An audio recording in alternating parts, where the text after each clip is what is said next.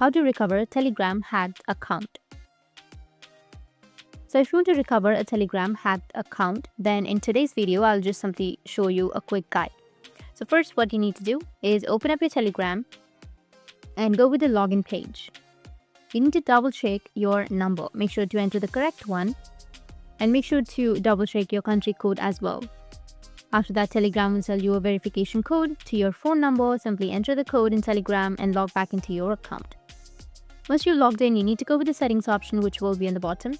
From there, you need to just simply scroll down, go with devices, and you'll see a list of active sessions on different devices. If you notice any suspicious device, just simply tap on that device and click on terminate session. Next thing you need to do, which is important, to enable two-step verification for extra security.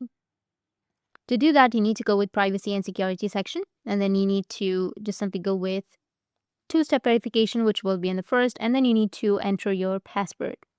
And in this way, you'll be able to recover your Telegram hacked account. And if you have any questions, feel free to comment below. Thanks for watching.